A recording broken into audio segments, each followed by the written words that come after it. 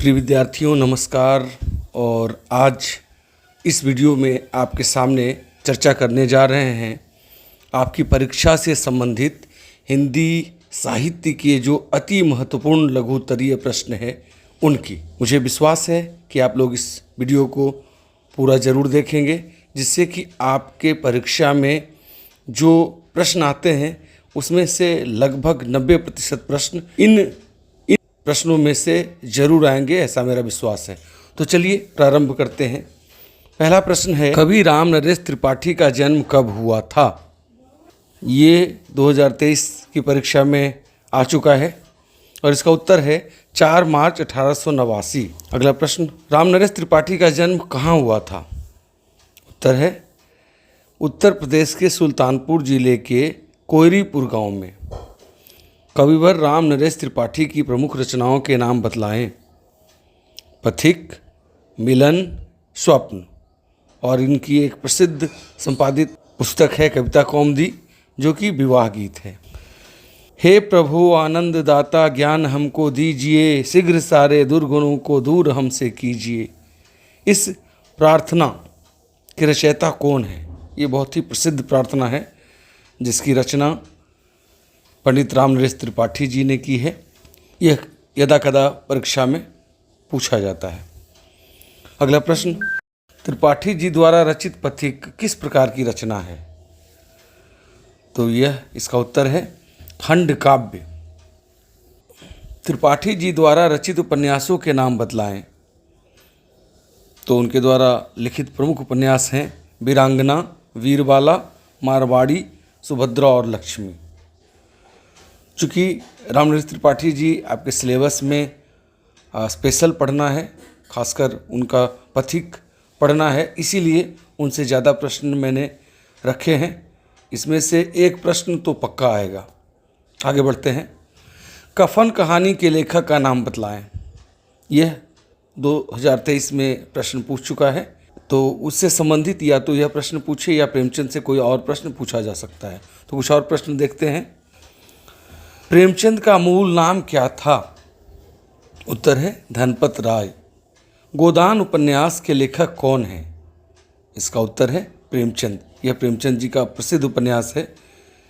इसका प्रकाशन 1936 में हुआ था और यह दुनिया के 10 उपन्यासों में से परिगणित है। दुनिया के 10 उपन्यासों में से एक। पंच परमेश्वर, बड़े घर की बेटी, पूस की रात, नमक का दारोगा नामक प्रसिद्ध कहानियों के लेखक कौन हैं? इसका उत्तर भी प्रेमचंद है।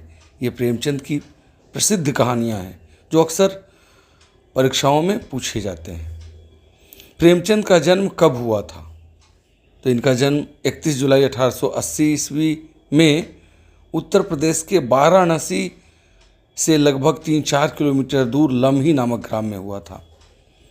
जयशंकर प्रसाद द्वारा लिखित किसी एक उपन्यास का नाम लिखिए। यह 2023 में पूछा गया है, तो इसी के आधार पर 3-4 प्रश्न प्रसाद जी पर मैंने बनाया है। तो उन्होंने मात्र 3 उपन्यास लिखा है, जिसमें से 2 पूर्ण और 1 अपूर्ण है। पहला उपन्यास है कंकाल, दूसरा तितली और तीसरा इरावती, जो कि पूरा नहीं कर पाए, उसके पहले ही उनकी मृत्यु हो गई। जयशंकर प्रसाद किस धारा के कवि हैं? इसका उत्तर है छायावादी।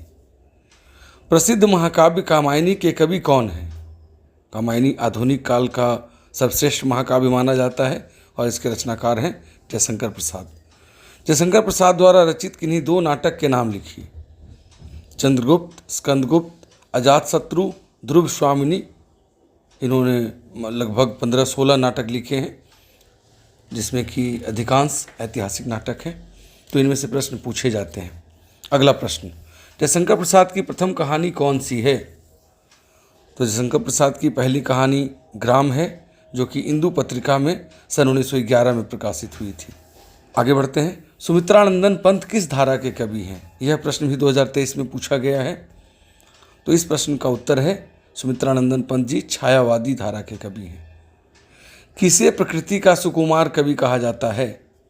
इसका उत्तर भी है सुमित्रानंदन पंत। पंत जी को प्रकृति का सुकुमार कवि कहा जाता है, क्योंकि कविवर सुमित्रानंदन पंत को उनकी किस रचना पर ज्ञानपीठ पुरस्कार से सम्मानित किया गया है?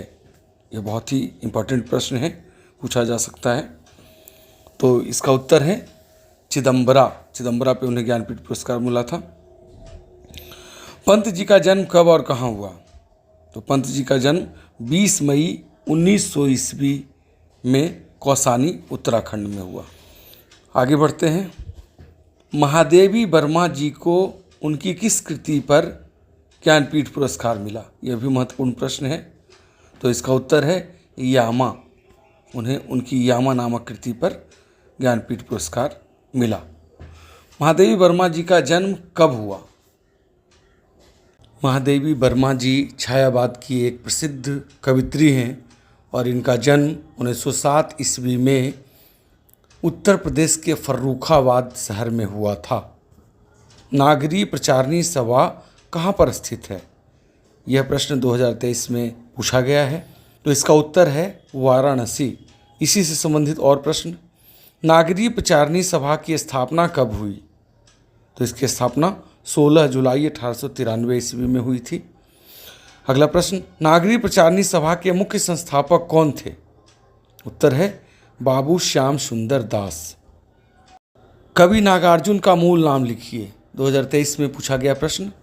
तो कवि नागार्जुन का मूल नाम है वैद्यनाथ मिश्र। कवि नागार्जुन का जन्म कब और कहाँ हुआ?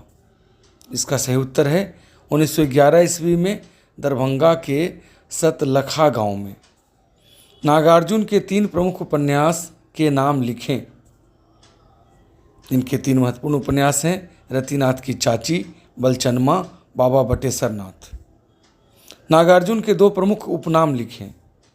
इनके कई उपनाम हैं, उसमें से प्रसिद्ध उपनाम है यात्री और आधुनिक कबीर। दिनकर जी का पूरा नाम लिखिए। दिनकर जी का पूरा नाम है रामधारी सिंह दिनकर। दिनकर जी का जन्म कब और कहाँ हुआ? सही उत्तर है 23 सितंबर 1908 ईस्वी में बेगूसराय जिला के सिमरिया गांव में, बिहार में। राष्ट्रकवि दिनकर की प्रमुख रचनाएं कौन कौन सी हैं? तो इनकी प्रमुख रचनाओं के नाम हैं कुरुक्षेत्र, रश्मिरथी, उर्वशी, संस्कृति के 4 अध्याय, परशुराम की प्रतीक्षा। विनय पत्रिका किसकी रचना है? 23 में आया हुआ प्रश्न। तो इसका उत्तर है तुलसीदास। रामचरितमानस के रचनाकार कौन है? गोस्वामी तुलसीदास। तुलसीदास किस काल के कवि हैं? तुलसीदास भक्ति काल के सगुन धारा के कवि हैं। बीजक किसकी रचना है? बीजक कबीरदास जी की रचना है। कबीरदास किस युग के कवि हैं? कबीरदास भक्ति काल की निर्गुण धारा के कवि हैं। मलिक मोहम्मद जायसी द्वारा रचित महाकाव्य का नाम क्या है? तो इनके द्वारा जो लिखा गया महाकाव्य है वो बहुत ही प्रसिद्ध है, पद्मावत, जिस पे एक फिल्म भी बन चुकी है। इसी तरह से सूरदास जी से संबंधित प्रश्न आ सकते हैं। सूरदास जी द्वारा रचित प्रमुख ग्रंथों के नाम बताएं। सूरसागर, साहित्य लहरी इनके प्रमुख ग्रंथ हैं। विद्यापति द्वारा रचित प्रमुख ग्रंथ कौन हैं? तो विद्यापति जी मैथिली में लिखते थे, जिसे कि हिंदी साहित्य के अंतर्गत ही रखा गया है। तो मैथिली में इनके द्वारा लिखा गया एकमात्र ग्रंथ है पदावली, जिन्हें विद्यापति पदावली के नाम से जाना जाता है। और भट्ट भाषा में इनके प्रमुख ग्रंथ हैं कीर्तिलता तथा कृति पताका। इसी प्रकार हिंदी साहित्य में कई महत्वपूर्ण प्रश्न हो सकते हैं, लेकिन हमने इतने प्रश्न जो आपके सामने रखे हैं, अगर इसको 1-2 बार आप अच्छे से रिवीजन कर लेते हैं तो उम्मीद है इसमें से 8 या 9 प्रश्न जरूर आएंगे। तो आप तैयारी करते रहिए। आपको शुभकामना परीक्षाओं की। जय हिंद।